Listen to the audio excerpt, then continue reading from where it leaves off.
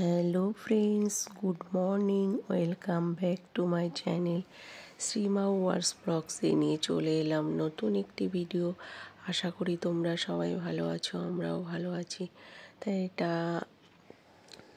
এই বিল্ডিংটা কে কে চেনো প্লিজ কমেন্ট করে জানাবো, তাহলে আমি বুঝতে পারবো যে আমার ভিডিও তোমরা দেখছো। যাই হোক, অনেক দিন বাদে এসছি এই রাস্তায়,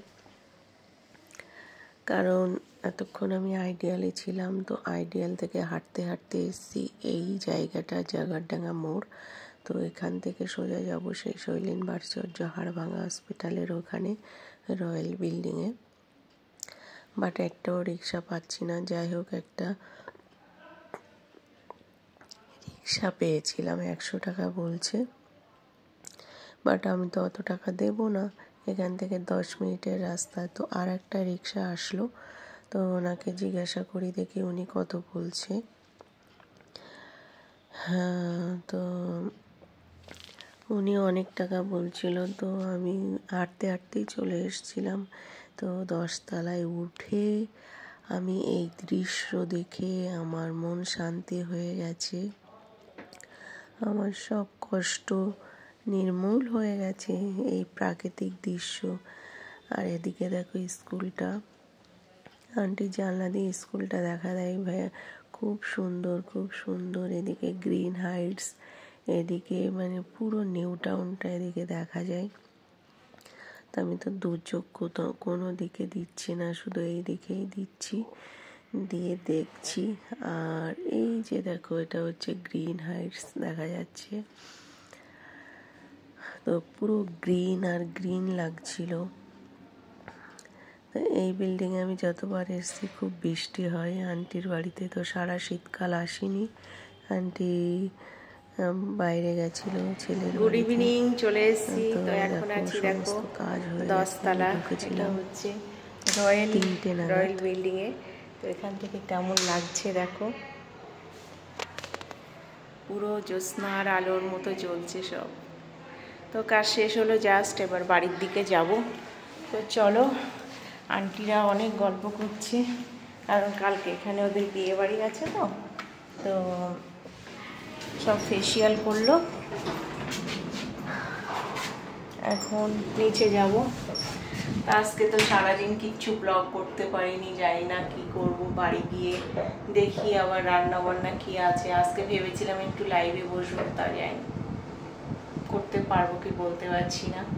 কালকে আবার 9টার সময় একটা বাড়িতে ফেসিয়াল আছে, কালকেও 2-3 জায়গায় কাজ আছে। তো চলো, টাটা। এখন তো বাড়ি যাব কোন দিক দিয়ে বলো তো?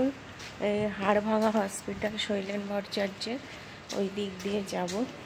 তো এখান থেকে বেশ খানিকটা হাঁটতে হবে, হেঁটে তারপরে ওখান থেকে অটো ধরবো। তো অটো ধরে তারপরে বাড়ি যাব। চলো, এই যে গেট সাজিয়েছে দেখো, হেভি লাগে এই বিল্ডিংটা, দারুণ লাগে।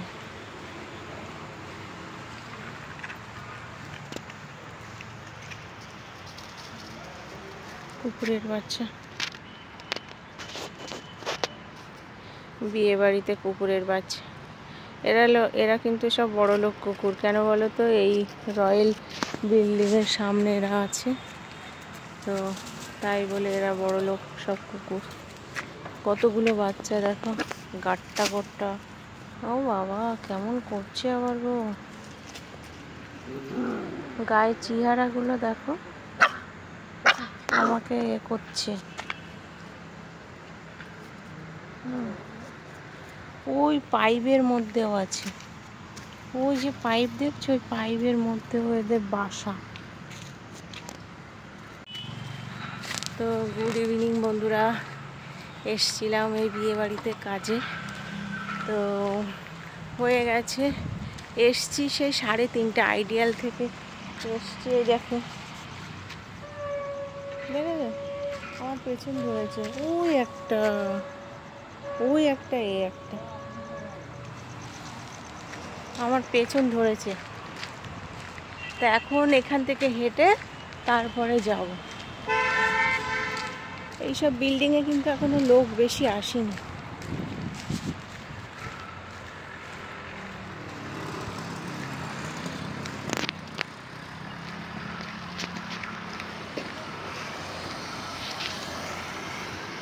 আমি তো এই বিল্ডিংয়ে কাজ করছিলাম, কাজ করতে করতে আসছিলাম, তো ওইখানে এইগুলো ছিল, আরও দুটো তিনটে আছে ওখানে পাইপের ভিতরে ঢুকে, তো ওরা আমার পেছনই ছাড়ছে না। হ্যাঁ, আমি এত দূর এসছি আর ওরা দেখো এই যে আমার পেছন পেছন আসছে, তা আমার ভয় লাগছে বিশাল। এখন কি করব, নিয়ে যাব নাকি ভাবছি। আমার বাবু দেখলে তো বলবে মা নিয়ে আসুনি কেন, নিয়ে আসতে পারতে। কি সুন্দর দেখো, গাট্টা গোট্টা এই বিল্ডিংয়ে থাকে, তো এই বিল্ডিংয়ের পাশে সব খেতে টেতে দেয় মনে হয়, ওই জন্য চেয়ার এত সুন্দর হয়েছে ওদের। তা এখন বাড়ি যাব, চলো। আমি সেই সকালে বেরিয়েছি আর এখন আমি বাড়িতে যাব। তো টাটা। ভিডিওটা যদি ভালো লাগে প্লিজ লাইক কমেন্ট শেয়ার করো, লাভ ইউ। গায়ের মধ্যে আসছে আমার।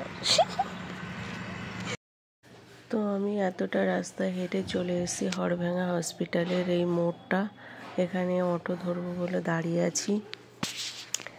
তো এইসব বিল্ডিংয়ে আগে আমরা যখন হোম ডেলিভারি করতাম লকডাউনের সময় খাবার দিতাম, তাই দেখছিলাম।